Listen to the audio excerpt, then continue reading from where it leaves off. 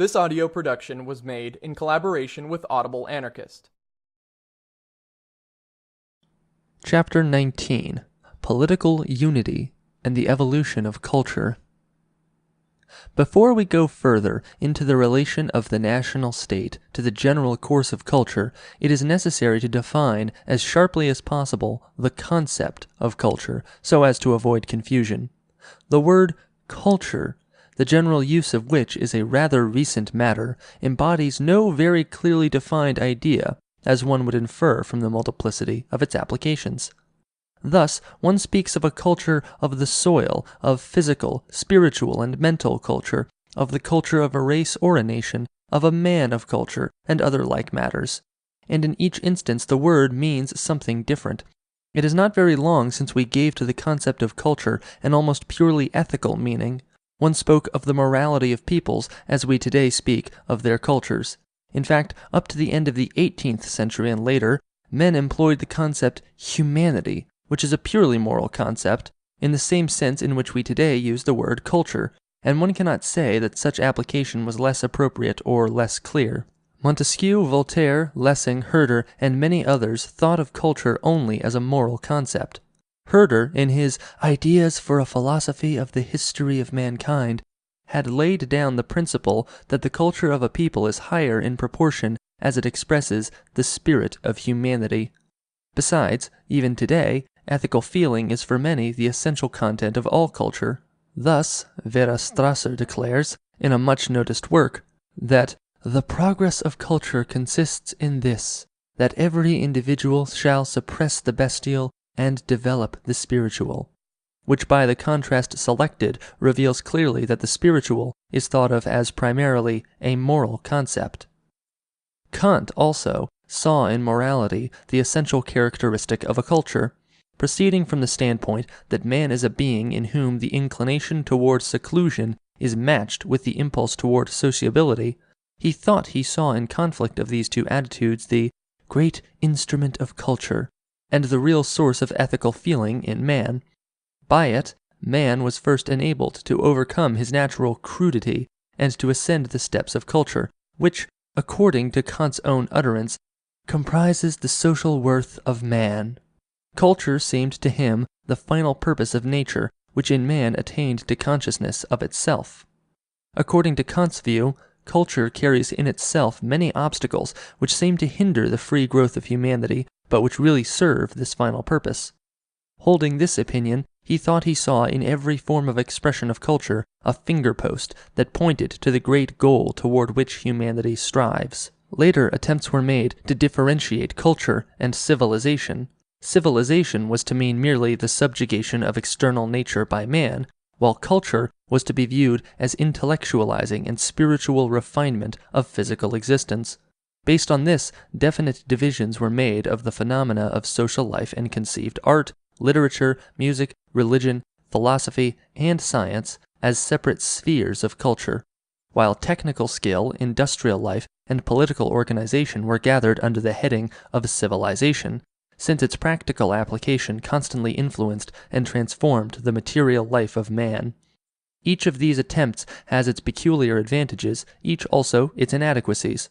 For it is not a simple matter to draw lines of division here, even when we recognize that this is only an attempt to set up a classification that shall make the study of actual occurrences easier. The Latin word cultura, which had been almost forgotten, was originally applied almost exclusively to agriculture, animal breeding, and similar matters which represent a conscious attack by man upon the course of natural events. It had very nearly the meaning of rearing or cultivating. Such an approach involves no contradiction. It can also be conceived as a particular shaping of events which attaches itself to the long course of natural occurrences. It is very probable that only the Christian theologic way of thinking was the cause of this setting up of an artificial opposition between nature and culture, by its placing of man above nature and its belief that nature was created entirely for man's sake. When we take culture to mean simply man's conscious attack on the blind operation of natural forces, with the possibility of distinguishing between lower and higher forms of cultural process, there is no longer any possibility of misinterpretation. Thus understood, culture is the conscious resistance of man against the course of nature, to which resistance alone he owes the preservation of his species. Countless genera which once inhabited the earth perished in the early glacial period because nature had deprived them of food and of their old conditions of life. But man struggled against the altered conditions and found ways and means to escape from their destructive influence. In this sense, the whole course of his development and dispersal over the earth has been a constant struggle against the natural conditions of his environment, which, in his way, he has tried to change to his advantage. He made for himself artificial utensils, weapons, and tools, learned to use fire, and adapted himself by appropriate clothing and shelter to the circumstances under which he was compelled to live. Thus he made, so to speak, his own climate, and was enabled to change his residence and to defy the natural conditions of his life. Thus understood, the appearance of man is the beginning of culture, and human life is merely its content. Ludwig Stein made an illuminating presentation of the contrasting concepts, nature and culture. The unbroken regularity in the succession of events, which goes on without definite purpose and independent of human activity, we call nature. What human beings have elaborated, planned, striven for, achieved, shaped purposively and deliberately, we call culture. What grows freely from the soil, without any demands upon human labor, is a natural product, but what takes shape only by the intervention of human labor is an artifact or culture product. By pursuing conscious purposes, and by a developed system of adapting these purposes to available means, human effort controls the unconsciously adaptive creative activity of nature. By means of tools, which man as an imitative being makes in the approximate likeness of his own members, and with the help of institutions and labor-saving devices which he has invented, man speeds up the monotonous, tedious course of natural processes and makes them serve his own ends. The type of natural status is, therefore, mastery of man by his environment. The essence of the cultural status, on the other hand, is mastery of his environment by man. This definition of the concept is simple and clear. It has the further advantage that it simply presents the relation between nature and culture without setting up any express opposition between them. This is important, for if one holds the view that man also is only a part of nature, one of its creatures who stands neither above it nor outside it, then neither does his work fall outside the general frame of nature, whether we call it culture, civilization, or something else. Viewed thus, culture is only a special manifestation of nature, and its beginning is linked with the appearance of man upon earth. His history is the history of culture in its manifold gradations, and yet he belongs, like every other being, to the same totality of things that we call nature. It is culture that assures him of his place in the great realm of nature, who is his mother also. Of course, one can speak only of a relative mastery of nature by man, for even the most advanced culture is not yet in a position completely to control nature. A tidal wave suffices to destroy his carefully built dams, to drown his planted fields, and to send his well-built ships to the bottom of the sea. An earthquake annihilates in a few minutes painful products of a century of creative activity. The progress of culture is therefore only a gradual mastery of nature by man, which, with his advancing development, becomes ever better planned and surer of its goal, without ever becoming absolute. With this view, the artificial distinction that has been set up between nature peoples and culture peoples disappears. Such a distinction corresponds in no way to actual facts, since there are no tribes or peoples anywhere entirely without a culture. Indeed, Friedrich Ratzel, the actual founder of the anthropo-geographical theory of history, stated in his Völkerkunde that there is to be found no essential difference between nature peoples and culture peoples, but merely differences in the degree of their culture, so that one can in reality speak only of culturally poorer and culturally richer peoples. The different forms of the cultural life have of themselves given rise to certain distinctions, and even though it is hardly possible to draw sharp lines between the separate fields of activity of human culture, still we cannot get along without them, for our brains are so constructed that we can proceed only with the help of the crutches of concepts. So it was the presentation of the purely political history of separate states, whose content was limited almost exclusively to the enumeration of dynasties, the description of wars and conquests, and the explanation of the different systems of government, which undoubtedly gave the first impulse to profounder cultural interpretations of history. We came to see that these one-sided presentations by no means exhaust the unlimited abundance of cultural events, but rather make indecent display of their most unfruitful aspect. For, just as the forces of nature are not all of service for human purposes, so also, not all the occurrences in the social environment man has built up further his high development. Some of them, in fact, operate as dangerous obstacles to this development. Even slavery and despotism are manifestations of the general cultural movement, for they, too, represent a conscious attack on the natural course of things. But these are, in the last analysis, only defects of social culture, and their disastrous effects are brought more and more clearly to the consciousness of man in the course of his history. The long list of social upheavals and the uncounted uprisings against old and new systems of rulership bear witness to this. As man continually strives to impart to its natural environment more and more of his own character, his own development impels him in ever-increasing measure to eliminate the evils of his social environment, to advance the intellectual development of his species, and to lead it toward ever higher perfection. It is the essential core of all culture that man does not submit blindly to the rough caprice of natural processes, but struggles against them in order to shape his fate by his own standards, so he will some day break free those chains which he forged for himself, while ignorance and superstition still interfered with his freer insight.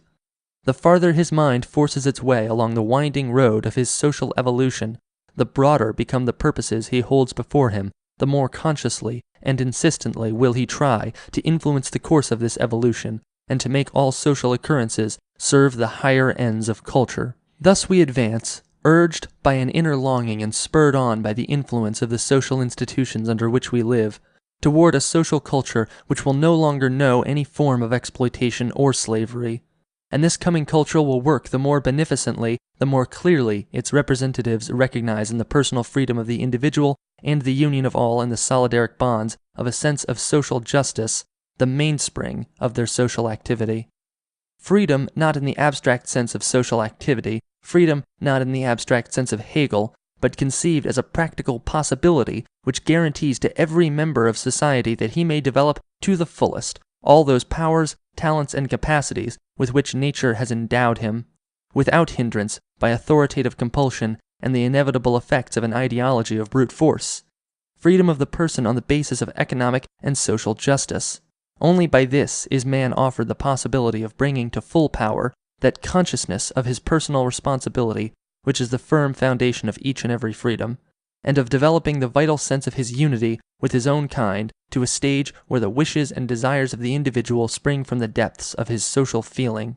Just as in nature, the brutal struggle for existence that is fought out with tooth and claw is not the only mode of maintaining life, just as along with this crude manifestation, another and much more involved form of the struggle for existence is in operation, which finds expression in the social banding together of the weaker genera and in their practical rendering of mutual aid, so also in culture are manifested different forms of human activities which employ the more primitive or the finer traits of man. And just as in nature, that second type of struggle for existence is far more effective in preserving the individual and the race than the brutal war of the so-called strong against the weak. A fact which is shown satisfactorily by the astounding retrogression of those species which have no social life, and in their struggle with the environment have to rely merely on physical superiority. So also in the social life of mankind, the higher forms of moral and intellectual development slowly achieve victory over the brute forces of political forms of rulership, which have thus far only served to cripple every higher cultural development. We are led to conclude then that if culture is simply a constant subduing by man of the primitive processes of nature, and the political endeavors within the social structure which throughout his life circumscribe man and subject his creative activities to the external compulsion of rigid forms, then it is in its essence everywhere the same, despite the ever-increasing number and the endless diversity of its special forms of expression. Then the notion of the alleged existence of purely national cultures, each of which constitutes by itself a closed whole and carries within itself in common with life's realities. The universal, which lies at the foundation of all cultures, is infinitely more important than the difference in their outer forms, which are for the most part determined by the environment. For every culture springs from the same urge and strives consistently toward the same goal. Everywhere it begins at first as a civilizing force that enables man to satisfy his essential needs more easily and with less interference. Later, there grows out of it quite spontaneously the aspiration for worthier organization and loftier spirit in social and individual life that is deeply rooted in the social sentiment of man, and must be regarded as the driving force in every higher culture. If one wishes to get a clear picture of the relations and closer connections of the various groups of human beings with this thing we call culture, he might make use of this comparison.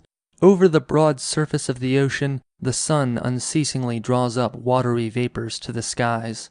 Clouds form and float, wind-driven, to the land where they discharge their garnered fullness and fall to earth as fruitful rain. By millions the raindrops hide themselves within the bosom of the earth, and then from countless springs gush, laughing, out again upon its surface. Rivulets are formed, cut through the land in every direction, swell to a brook, a river. The river rolls its floods down again to that same sea in which it had its beginning. Through endless time the circuit has gone on with irresistible certainty, unchanging, and it will continue in unbroken sequence as long as the cosmic condition of our solar system remains unchanged. It is not different with the cultural work of peoples, with every creative activity of the individual. What we in general designate as culture is at bottom only a great all-embracing unity of the occurring, which is gripped by a restless, uninterrupted transforming, and makes itself apparent in countless forms and structures. Always and everywhere the same creative urge is hungry for action, only the mode of expression differs and is adapted to the environment. Just as every spring, every brook, every river is in its depths allied to the sea, into whose tides it ever pours itself anew, so also is every separate culture cycle only part of the same all-embracing unity, from which it draws its deepest and most original forces, and into whose lap its own creative work must always fall again at last. Like the brooks and rivers are all the culture forms that through the millennia have followed one another or have existed side by side. They are all rooted in the same primitive soil, to which they are in their depth allied, as are the waters to the sea. Cultural reconstructions and social stimulation always occur when different peoples and races come into closer union. Every new culture is begun by such a fusion of different folk elements, and takes its special shape from this. This is quite natural, for only through outside influences do these new needs, those new understandings arise, which constantly struggle for expression in every field of cultural activity. The desire to preserve the purity of the culture of a people by the deliberate elimination of foreign influences, a notion which is today advocated with great zeal by extreme nationalists and adherents of the race doctrine, is just as unnatural as it is futile, and merely shows that these peculiar fanatics for cultural autonomy have not understood at all the profound significance of the cultural process. Such distorted ideas have about the same meaning as saying to a man that he can attain to the highest state of manhood only if he eliminates woman from his life. The result would be the same in both cases. New life arises only from the union of man with woman. Just so, a culture is born or fertilized only by the circulation of fresh blood in the veins of its representatives. Just as the child results from the mating, so new culture forms arise from the mutual fertilization of different peoples and their spiritual sympathy with foreign achievements and capacities. One needs a strong dose of mental short-sightedness to dream of withdrawing an entire country from the spiritual influences of the wider cultural circle to which it belongs, especially today, when peoples are more than ever bent on the mutual enlargement of their cultural aspirations. But even if the possibility existed, such a people would not experience an uplift in their cultural life, as the exponents of cultural autonomy so strangely insist. All experience indicates rather that such inbreeding would lead inevitably to a general stunting, to a slow extinction of a culture. In this respect it is with peoples as it is with persons. How poorly that man would fare who in his cultural development had to rely entirely on the creations of his own people. This quite apart from the fact that it is utterly useless to talk of such a possibility, since even the wisest is in no position to say which among the cultural possessions of a people they actually worked out for themselves, and which they took over in one form or another from others. The inner culture of a man grows just in the measure that he develops an ability to appropriate the achievements of other peoples and enrich his mind with them. The more easily he is able to do this, the better it is for his mental culture, the greater right he has to the title, man of culture. He immerses himself in the gentle wisdom of Lao Tse and rejoices in the beauty of the Vedic poems. Before his mind unfold the wonder tales of the 1001 Nights, and with inner rapture he drinks in the sayings of the wine-loving Omar Khayyam or the majestic strophes of Firdusi. His soul absorbs the profundities of the Book of Job and swings in rhythm with the Iliad. He laughs with Aristophanes, weeps with Sophocles, reads with enjoyment the humorous incidents of the golden ass of Apuleius, and hears with interest Petronius's portrayal of conditions in declining Rome. With Maistre Rabelais, he treads the tastefully decorated halls of the happy Abbey of Thélème, and with François Villon, he wanders past the Ravenstone. He tries to fathom the soul of Hamlet and rejoices in Don Quixote's lust for deeds. He presses through the terrors of Dante's hell and grieves with Milton for the lost paradise. In one word, he is everywhere at home, and therefore known better how to value the charm of his own homeland. With unprejudiced eye, he searches the cultural possessions of all peoples and so perceives more clearly the strong unity of all mental processes. And of these possessions no one can rob him. They are outside the jurisdiction of the government and are not subject to the will of the mighty ones of the earth. The legislator may be in a position to close the gates of his country to the stranger, but he cannot keep him from making his demands upon the treasure of the people, its mental culture, with the same assurance as any native. Here is the point at which the preponderant importance of culture over any political national frontier fixing reveals itself most clearly. Culture unlooses the shackles that the theological spirit of politics has fastened on the peoples.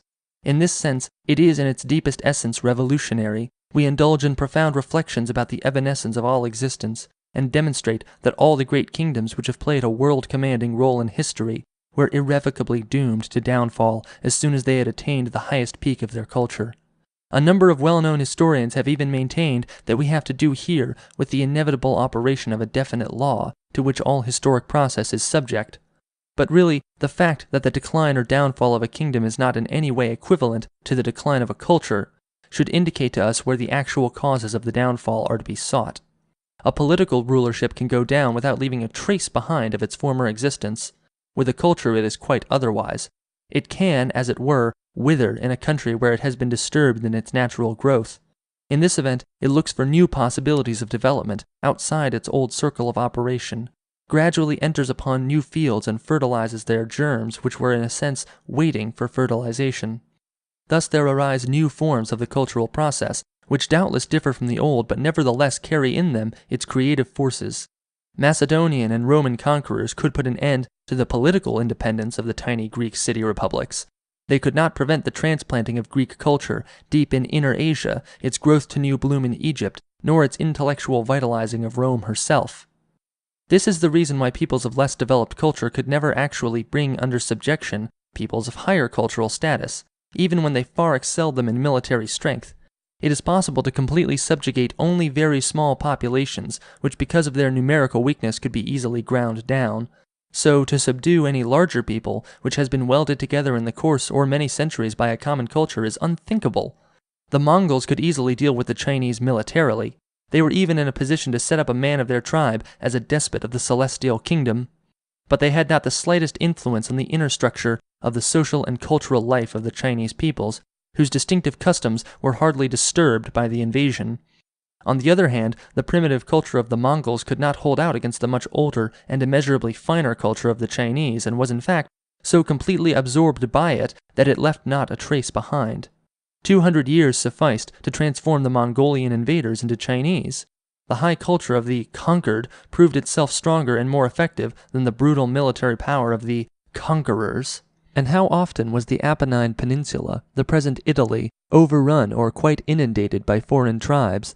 From the times of the migrations of peoples to the invasion by the French under Charles VIII and Francis I, Italy was the constant object of attack by countless tribes and populations, whom ancient yearning and, above all, the prospect of rich booty drew southward. Cimbrian Teutons, Lombards and Goths, Huns and Vandals, and dozens of other tribes rolled their rude troops through the fertile vales of the peninsula, whose inhabitants suffered severely from the continuous invasions. But even the most powerful and the cruelest of the conquerors succumbed to the higher culture of the country, even though they opposed it at first with outspoken hostility or contemptuous disdain. They were all gradually drawn into it and compelled to new ways of living. Their native strength has merely served to bring that ancient culture new vitalizing factors and to fill its veins with their fresh blood. History knows many similar instances. They serve repeatedly to demonstrate the infinite superiority of cultural processes over the pitiful stupidity of political endeavors. All efforts of conquering states to assimilate the population of new won territories by the brutal exercise of power, suppression of the native language, forcible interference with traditional institutions, and so on, have been vain. More than that, in most instances, their effect has been just the opposite of what the conqueror sought to accomplish. England has never been able to win the loyalty of the Irish. Her violent treatment has only deepened and widened the abyss that separates the two peoples, and increased Irish hatred of the English. The Germanizing efforts of the Prussian government in Poland made the lives of the Poles more difficult and bitter, but they were not able to change their temper or make them friendlier to the Germans. Today we behold the fruits of this senseless policy. The Russifying policy of the Tsarist government in the Baltic provinces led to shameful outrages against human dignity, but it brought the people no closer to Russia, and was of profit chiefly to the resident German barons, whose brutal exploitation of the masses it greatly furthered.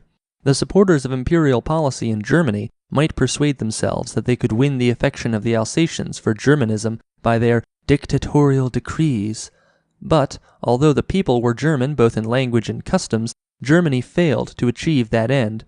Just as little will the present efforts of the French at assimilation in Alsace be able to instill into the inhabitants a love for France. Almost every great state has within its borders national minorities which it treats in this manner. The result is everywhere the same. Love and loyalty cannot be compelled, they have to be earned, and force and suppression are the least fitting means to this end. The national suppression policy of the great states before the war developed in the suppressed nationalities an extreme nationalism, which finds expression today in the according, by the new-made states, of the same treatment to their national minorities, which, as national minorities, they themselves once received. A phenomenon showing all too clearly that little states follow in the footsteps of great ones and imitate their practices.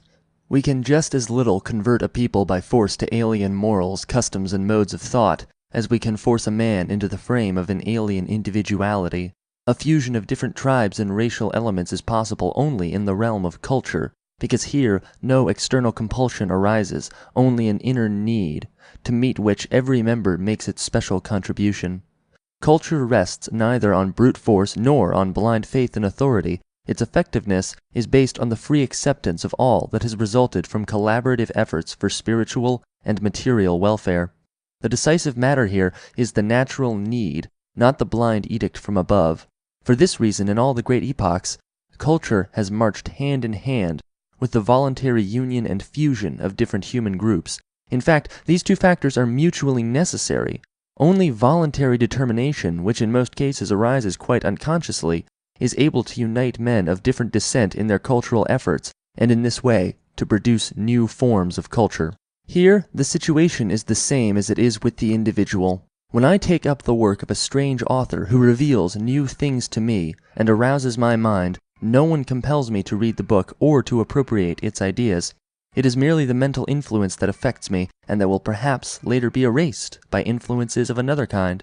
Nothing compels me to make a decision that is repugnant to my inmost nature and does violence to my mind. I appropriate the alien matter because it brings me pleasure and becomes a part of my spiritual being. I assimilate myself to it, until at last there is no boundary between myself and the alien matter. It is in this way that all cultural and mental occurrences are brought about. And this natural, unforced assimilation goes on without any oversight, without any evident analysis, because it grows out of the personal requirements of the individual and corresponds to his mental and spiritual experiences. Any cultural process goes on the more peacefully and with less friction, the less political motives are in evidence. For politics and culture are opposites, which can never be fundamentally reconciled. They are striving in different directions, always widely divergent. Their allegiance is to different worlds. This has been a production of Audible Anarchist. You can find more Audible Anarchist on YouTube.